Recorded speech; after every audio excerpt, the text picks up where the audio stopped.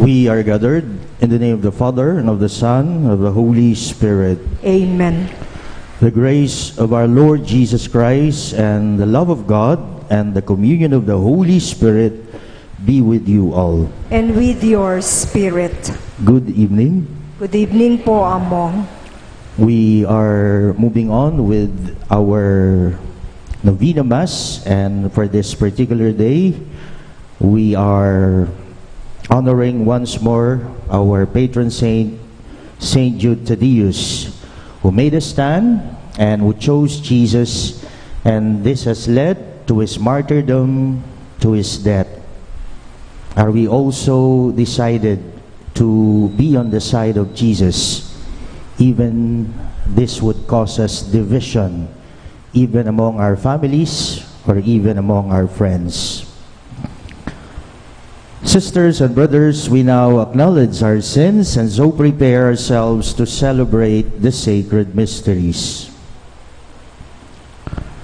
We all say, I confess to Almighty God and to you, my brothers and sisters, that I have greatly sinned in my thoughts and in my words, in what I have done and in what I have failed to do, through my most grievous fault. Therefore I ask Blessed Mary, ever Virgin, all the angels and saints, and you, my brothers and sisters, to pray for me to the Lord our God. May Almighty God of mercy on us forgive us our sins and bring us to everlasting life. Amen.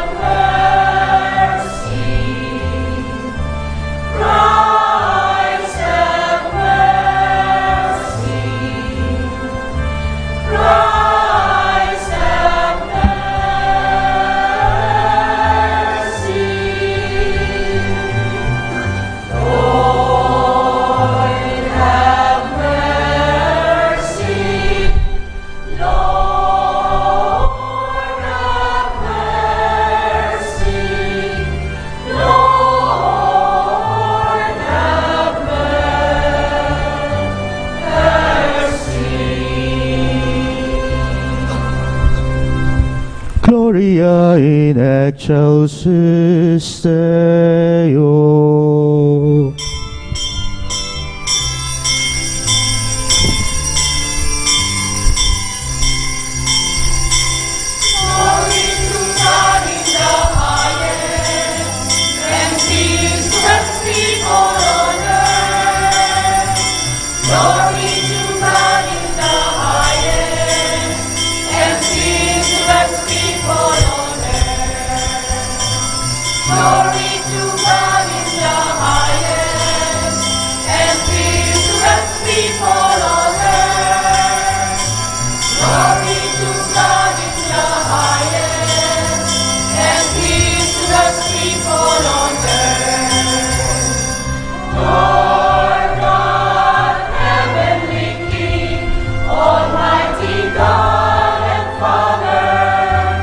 We worship you, we give you thanks.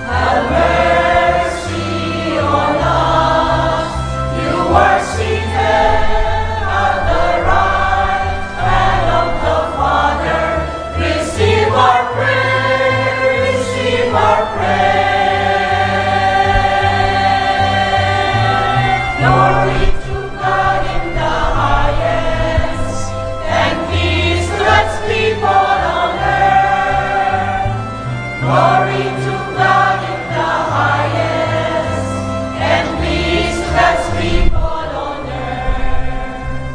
For you alone are the Holy One, you alone are the Lord, you alone are the Most High, Jesus Christ, with the Holy Spirit, with the glory of God, the Father. Amen. Glory to God in the highest, and peace to God's people on earth. Glory to God in the highest, and peace to God's people on earth. Glory to God in the highest, and peace to God's people on earth. Glory to God in the highest, and peace to God's people on earth. Let us pray. Almighty, ever-living God, grant that we may always conform our will to yours and serve your majesty in sincerity of heart, through our Lord Jesus Christ, your Son, who lives and reigns with you in the unity of the Holy Spirit, one God, forever and ever. Amen.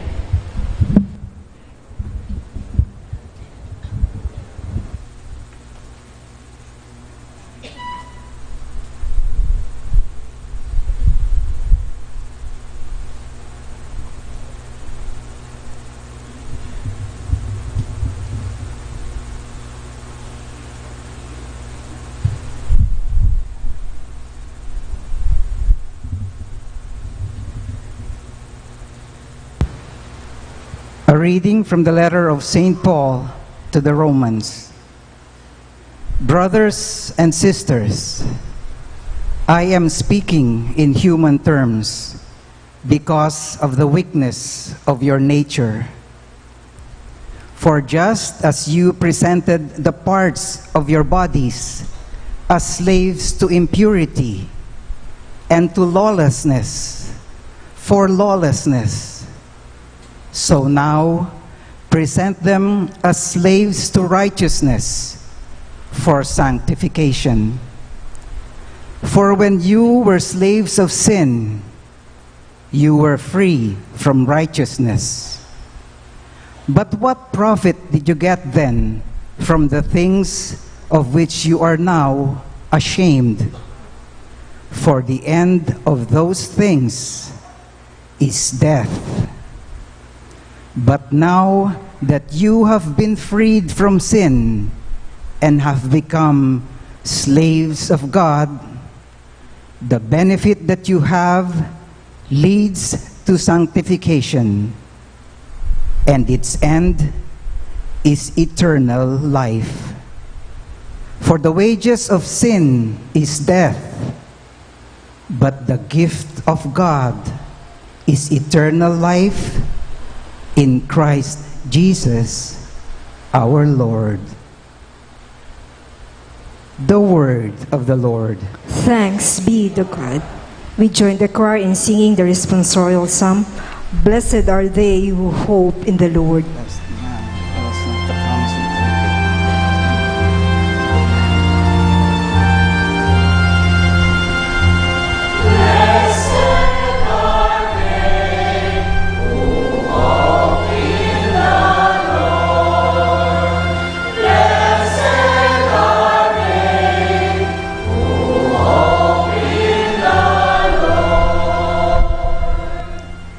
Blessed the man who follows not the counsel of the wicked, nor walks in the way of sinners, nor sits in the company of the insolent, but delights in the law of the Lord, and meditates on his law day and night.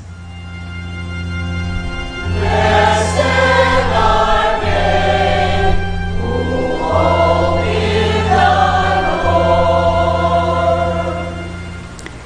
is like a tree planted near running water that yields its fruit in due season and whose leaves never fade. Whatever he does prospers.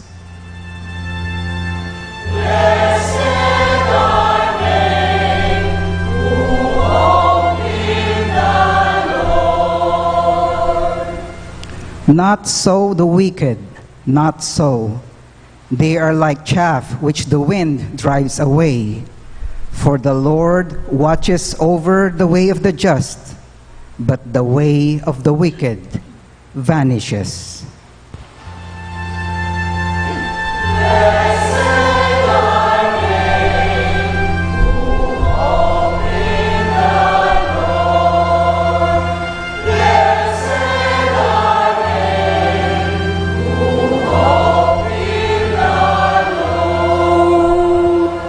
We now honor the Holy Gospel.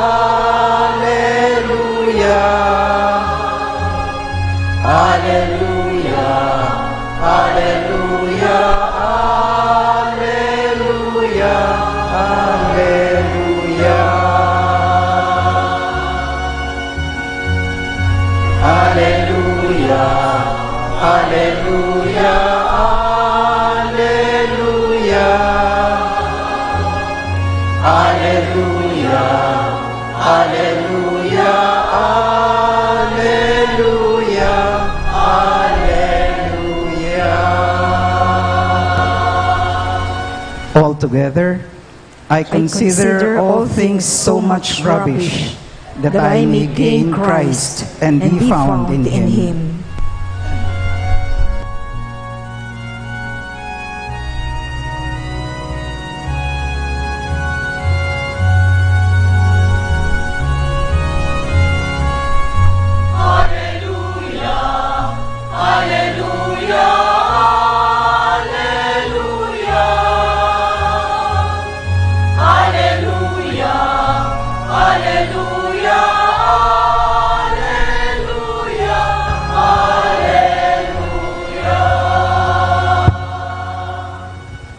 The Lord be with you. And with your spirit. Listen to a reading from the Holy Gospel according to Luke. Glory to you, O Lord.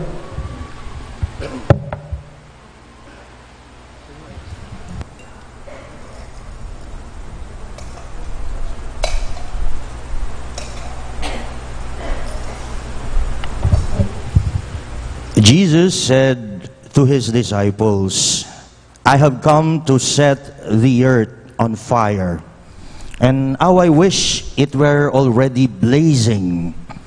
There is a baptism with which I must be baptized, and how great is my anguish until it is accomplished. Do you think that I have come to establish peace on the earth? No, I tell you, but rather division. From now on, a household of 5 will be divided, 3 against 2, and 2 against 3. A father will be divided against his son, and a son against his father, a mother against her daughter, and a daughter against her mother, a mother-in-law against her daughter-in-law, and a daughter-in-law against her mother-in-law. My dear friends, the good news of our salvation. Praise to you, O Lord Jesus Christ.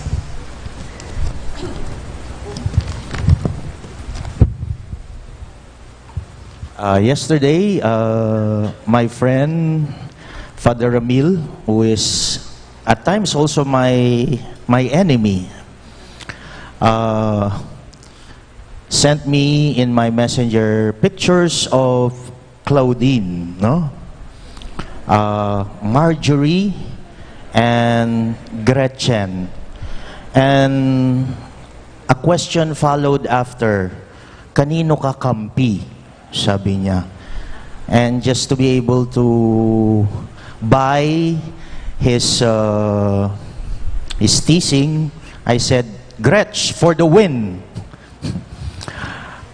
Hindi, idol ko lang po si Gretchen, pero I do not necessarily subscribe to whatever claims she is posting.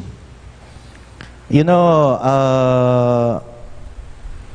if they were probably other people, if they were not related with each other and they are in this war, they are in this conflict, they are in this division, we could probably understand that this is just part of our already divided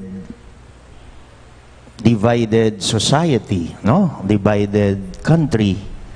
And so we probably would think their conflict as just another conflict that we will probably get to know and later on forget. But what makes it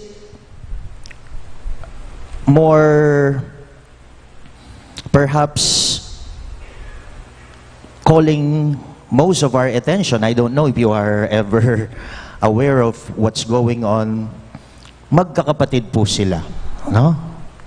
And I can just feel how bitter and how painful it will be whenever you come in conflict o nakaaway mo o hindi mo nakakasundo o kalaban mo ang sarili mong kapatid, ang sarili mong laman. Ako po hindi ako nakakatulog. Hindi ako nakakakain kapag ang mismong mga kapatid ko ay kaaway ko, no?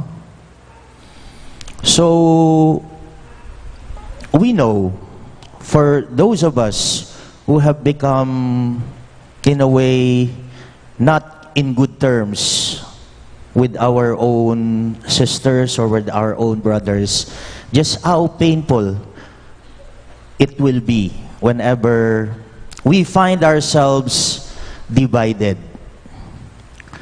But then again, today, we are all the more surprised na pati pala si Lord is coming not to unite us.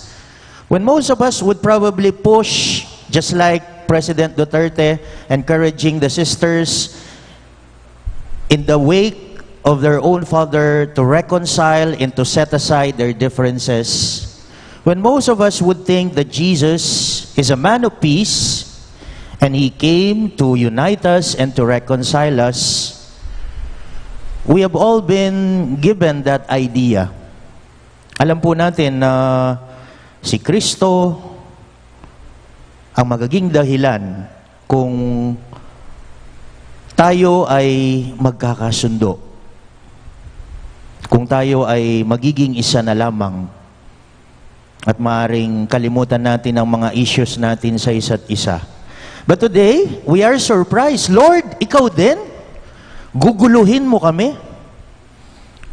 Because the Lord today, in our gospel, tells us, I did not come for peace. You probably think that I have come to unite you. No, I tell you, I'm going to break you apart. I am going to cause division, which is very far from our images of Jesus. Diba sabi ni Jesus, I make all things new. Kasi nga naman, di po ba kapag ka nagpapatawad ka, wala na yung dati. Ang tagal na pala nilang nag-aaway, no? At from time to time, yung mga away nila ay nakaugat sa mga away pa nila noon pa. So what else is new? But this time around, Jesus is telling us,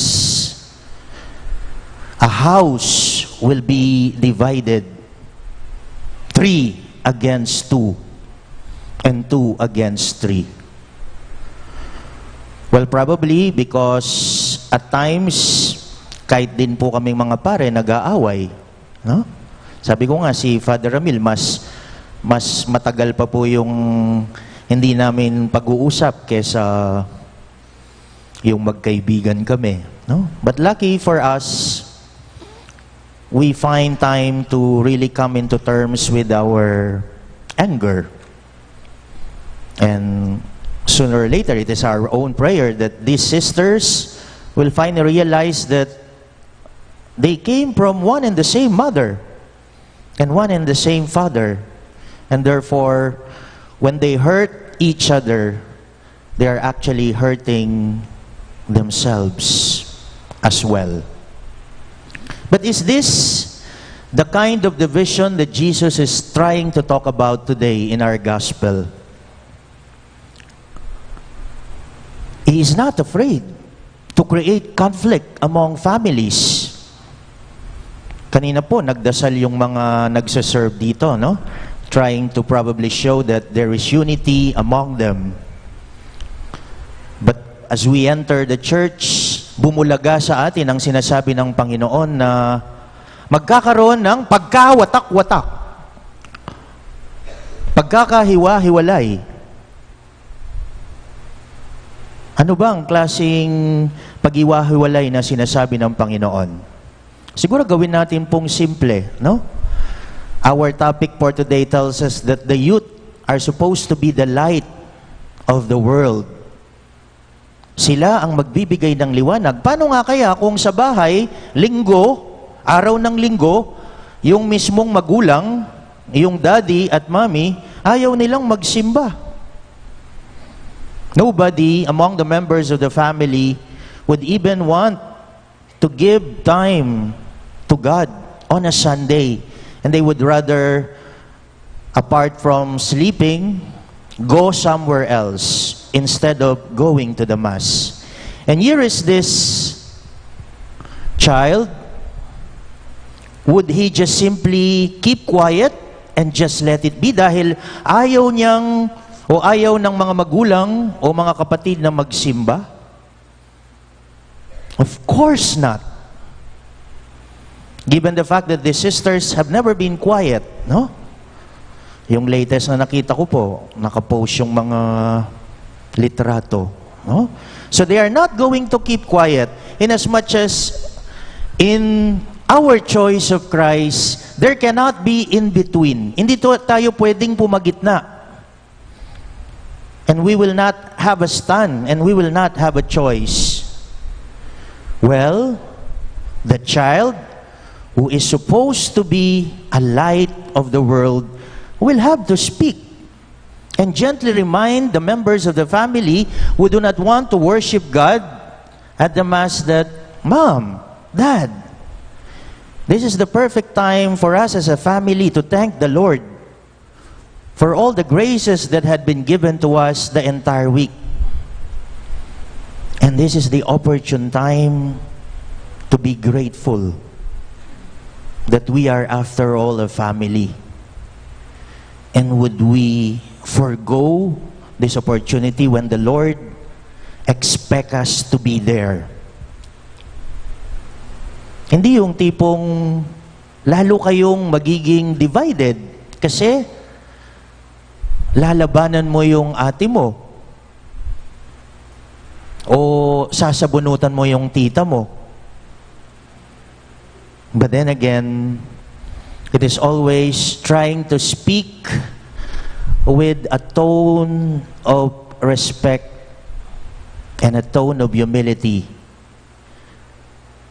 Trying to disagree without being disagreeable. Another example, let us say a member of your family had a pregnancy, which is common, no? Ilan na ba yung na-interview kong ikakasal, but even before the marriage, they have been doing the act for a couple of times. So going back in this situation, one of the member of the family had a pregnancy out of wedlock. And perhaps one of the member is suggesting an abortion. This is already siguro po extreme na to, no? And for you, as a follower of Christ, would you just remain silent and keep silent about the decision that had been proposed? Of course not. Because a true follower of Jesus is not going to be afraid to say what is in his mind, even it will be unpopular. Ibig sabihin, ikaw ang pinakabata. Hindi ibig sabihin na ikaw ang hindi pwedeng magsalita at ipaalala na napakasama at hindi mabuti ang kitlin at patayin ang isang buhay na pumipintig sa sinapupunan ng isang naging nanay. Sabi nga po, no? For the forces of evil to triumph, all it takes is one good man to do nothing. One good man not to make a stand. One good man to remain silent. One good man that will not speak when he is supposed to speak, when he is supposed to uphold his Christian value. Fortunately, nakita po natin yan kay St. Jude, no? I don't know the background of St. Jude, but in the early church, siya po ay Hudyo, at noon, kapag ang isang Hudyo ay naging Kristiyano, he will be excommunicated from the synagogue. And he will be disowned by the family. You have made your decision, and we have made our decision, so from now on, we have lost a child. You are no longer part of this family. And that is not the end of it for someone who chose Christ, because he is going to be subject to death penalty by the Roman Empire, because the religion during the time that he chose to espouse and to live for the rest of his life with is an outlawed religion. So yan ang sinasabi po ng Panginoon, no? Fidelity to Him will mean, if not the sword, death. If not death, division. Kasi po yung hindi mo kausapin ng nanay mo o awayin mo ang kapatid mo, ay para ka na ring namatay. Yung pa kayang piliin mo. No? So, we are talking about the youth. But then again, to allow the youth to become the light of the world, we have to introduce also Jesus to them. Because most of the time, nandito tayo sa simbahan. Pero yung mga bata, hindi natin sinasamang magsimba. Most of the time, we know all about Jesus. Nag-bless po ako ng bahay, no? Ang ganda ng bahay. Kumpleto po yung gamit. Pero nung tinanong ko yung nanay, marunong bang magdasal yung mga anak mo? Marunong bang mag-sign of the cross, no? And there were 3 boys in the household. And the eldest was already 7 years old.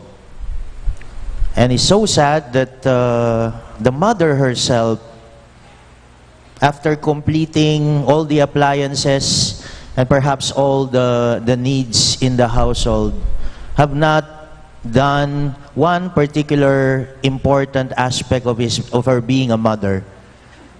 She hasn't introduced Christ in each of her child. So let us remember that as followers of Jesus, before we even settle the other needs, we will be able to teach our children to make the right choice. And the choice that we have to make in our life is when we choose Jesus. As Judas Thaddeus has decided to choose Jesus, and eventually that choice led to his being away from his family, to being a victim of what he decided to follow all his life, the sword, that, and eventual refusal or turning his back to what this world could very much offer him. Amen.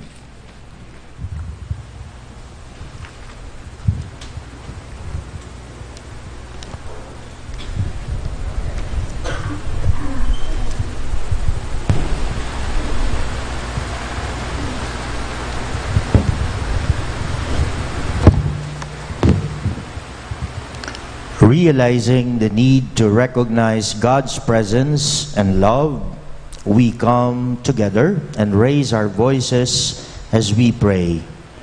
Through the intercession of Saint Jude Thaddeus, Lord, hear our prayer. Through the intercession of Saint Jude Thaddeus, Lord, hear our prayer. For our Mother Church and her leaders, Pope Francis, Archbishop Florentino Lavarias, Among Norman Arce, our parish priest, and all other priests, especially those who have served our parish. May they remain the steadfast protector of Christ's love and the faith. We pray. Through the intercession of Saint Jude Thaddeus, Lord, hear our prayer. For all government and civic leaders, may they always honor the trust we have placed in them and remain true, humble, and real servants of our people. We pray. Through the intercession of Saint Jude Thaddeus, Lord, hear our prayer. For those who experience spiritual, physical, emotional, material, or any other form of poverty, may the Lord touch and bless their lives, that they may be guided in their ways according to His will. We pray. Through the intercession of Saint Jude Thaddeus, Lord, hear our prayer. For our St. Jude Thaddeus Parish community, the parish ministries, organizations, workers, and supporters, we pray for the renewed and reinvigorated commitment to attend to the concerns of the young, the poor, the sick, the downtrodden, and the other needs of our parish community. We pray. Through the intercession of Saint Jude Thaddeus, Lord, hear our prayer. For our families, relatives, and friends, may they feel the presence of the Lord in our homes and gatherings. We pray. Through the intercession of Saint Jude Thaddeus, Lord, hear our prayer. For the meaningful and successful celebration of the feast of our patron, Saint Jude Thaddeus, we pray. Through the intercession of Saint Jude Thaddeus, Lord, hear our prayer. For our relatives and friends who have gone before us, may they enjoy the fruits of eternal life. We pray. Through the intercession of Saint Jude Thaddeus, Lord, hear our prayer. We pray in silence for our own personal intentions. Almighty Father, hear our prayers in your arms and bless them. Keep us always in your loving care and protection. All this we ask through your Son, Jesus Christ. Amen.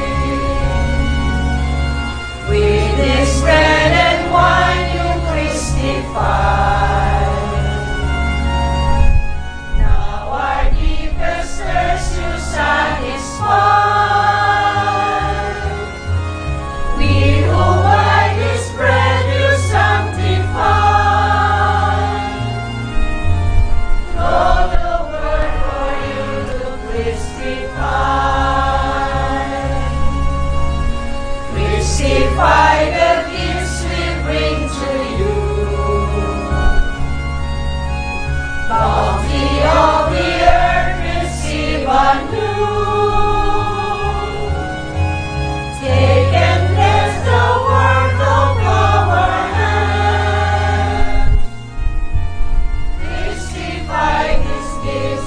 your command. Sun and moon and earth and wind and rain, all the words contained in every grain, all the toil and dreams of humankind. Please rise for the incensing. Bring us bread and wine.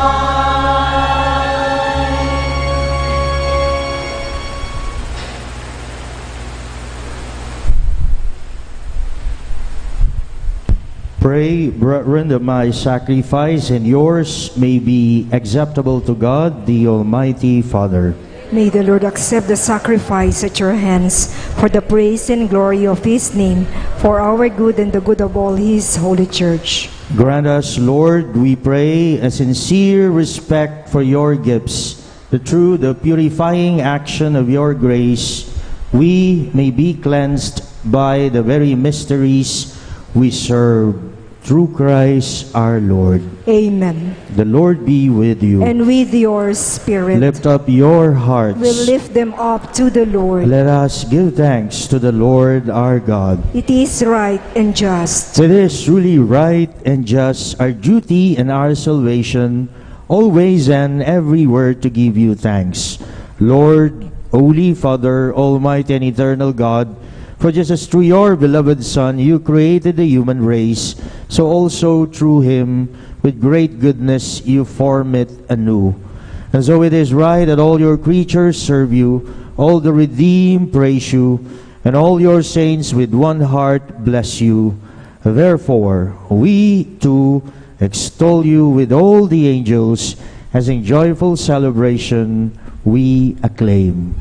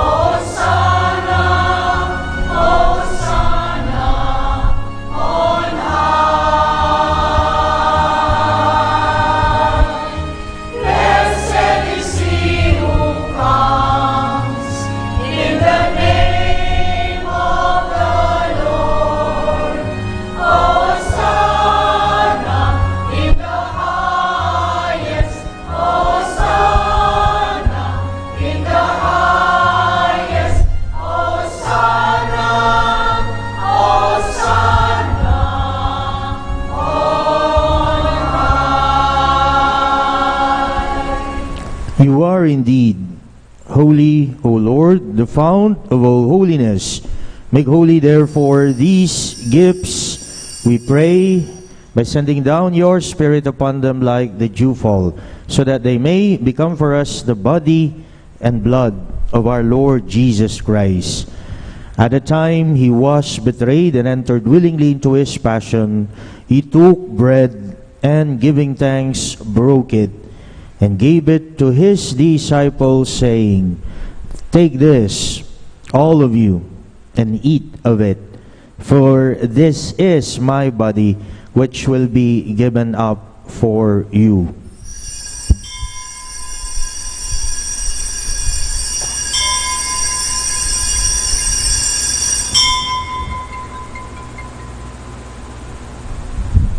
In a similar way, when supper was ended, he took the chalice, and once more giving thanks, he gave it to his disciples, saying, "Take this, all of you, and drink from it, for this is the chalice of my blood, the blood of the new and eternal covenant. It will be poured for you and for many for the forgiveness of sins.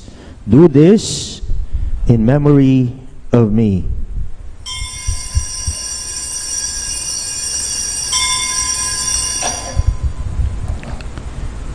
The mystery of faith.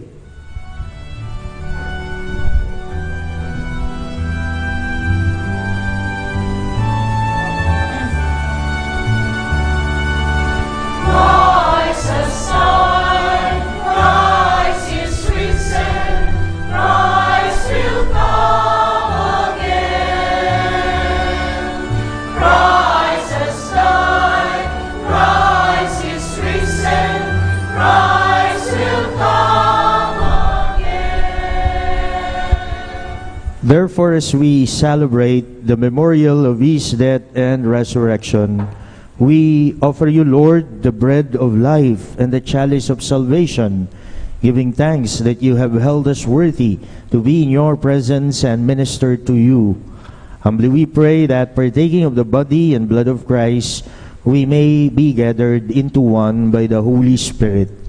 Remember, Lord, your church spread throughout the world, and bring her to the fullness of charity, together with Francis, our Pope, Florentino, our Bishop, and all the clergy.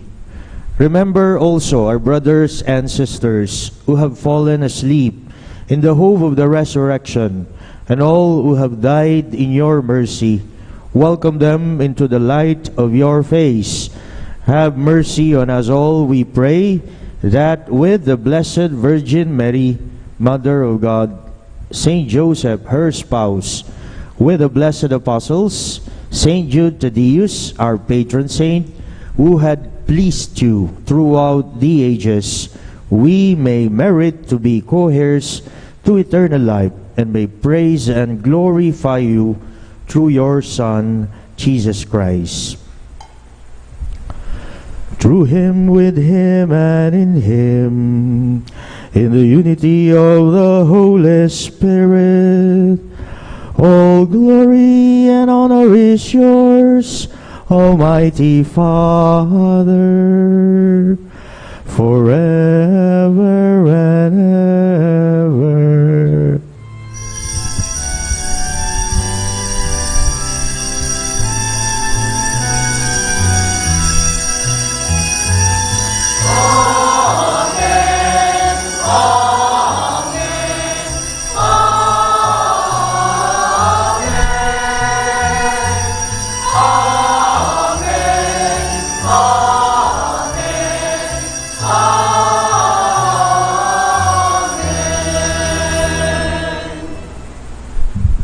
There is no middle ground or in between when we decide that we are for Jesus or is against Jesus. Let us pray to the Father in the words Jesus, his Son, has taught us.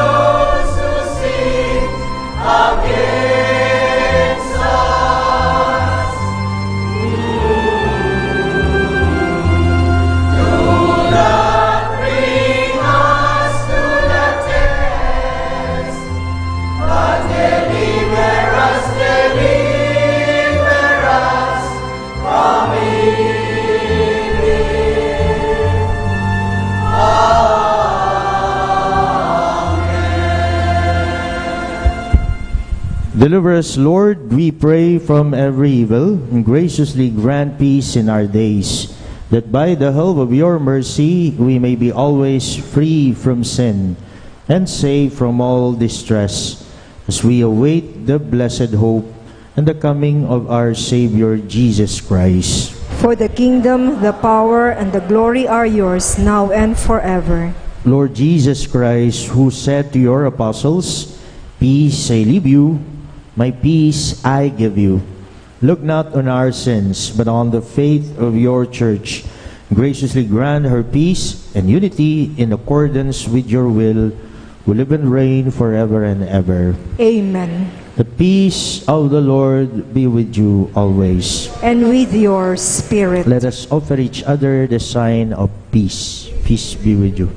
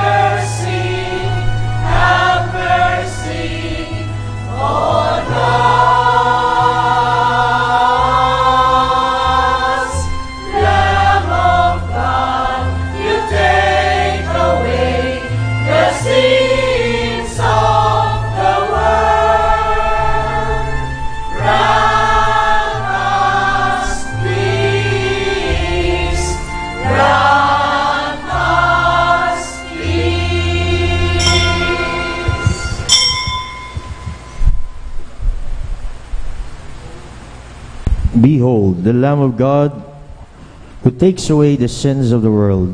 How blessed are we are invited to his supper.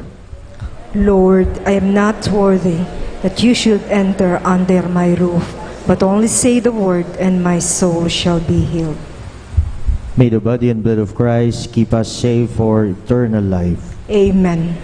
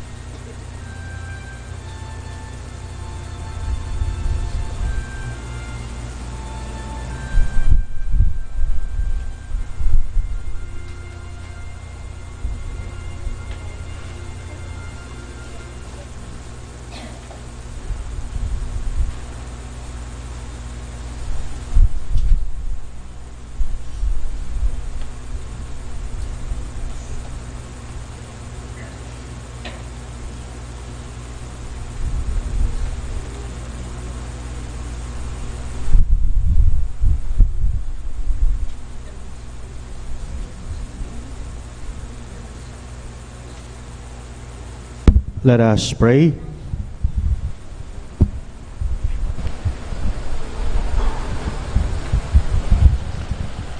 Grant, O Lord, we pray that benefiting from participation in heavenly things, we may be helped by what you give in this present age and prepared for the gifts that are eternal. Through Christ our Lord. Amen. Please be seated for some announcements. For tomorrow's Day 7 Novena Mass, we have invited Most Reverend Posciano B. Aniceto, D.D., Archbishop Emeritus, Archdiocese of San Fernando, Pampanga, to celebrate the Eucharist with us. The sponsors and offerers are the EMDC, ANF, and Apostoles, and the residents of Dolores Homesite Extension. The Kapampangan Choir will provide the liturgical songs. Our schedule is as follows: 5:30 p.m. Holy Rosary, 6 p.m. Angelus and Solemn Novena to St. Jude, and 6:30 p.m. the Eucharistic celebration. On behalf of Among Norman Arce, our parish priest, we would like to thank the sponsors and offerers for this Mass, the Biblia Rasal Group, and the residents of Cluster Phase 4, and the CFM Choir for the liturgical songs. Last but not the least, our sincerest thanks to Reverend Father Israel S. Garcia, Parish Priest of San Roque Parish, San Roque Dao, Lubao, for celebrating the Eucharist with us. Thank you po, Among. Also, may we invite you to our Bingo Social on Saturday, October 26, starting at 7 o'clock in the evening at the new covered court. Please ensure your cards are paid for to entitle you to the prizes. Also, for the LECOM members, our t-shirts are also already available at the church entrance. Maraming salamat po. Please rise for the blessing of the oil and the petitions.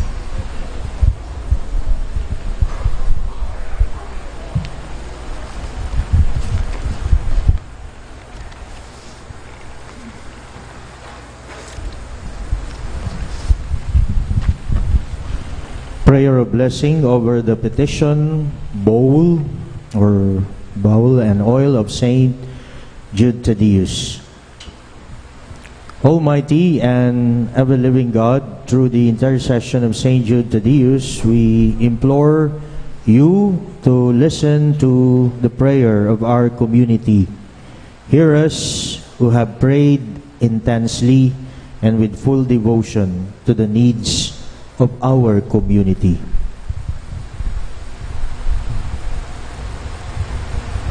All together now. God, our Father, with Saint Jude's intercession, we implore you, hear our prayers and petitions as we gather together in honor of your glorious saint. In all our needs and desires, may we seek only what is pleasing to you, our God, and what is best for our salvation.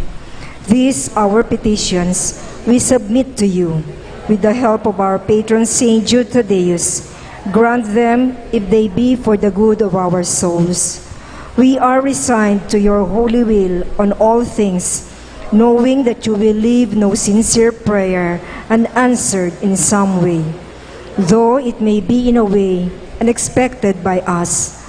Loving Father, we also invoke your grace and favor upon this oil, which we bless in honor of your saint and our patron Jude Thaddeus. Grant that this oil may become for us a symbol of your grace and of your divine help in all our needs. May this oil remind us of our filial devotion to fulfill your will and of our steadfast faith that you are ever with us in all our needs. Amen.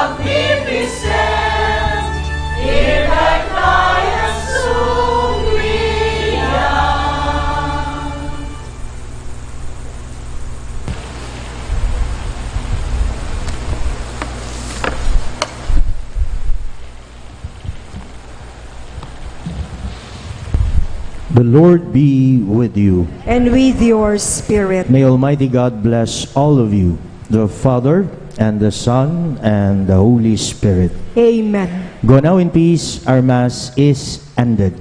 Thanks be to God.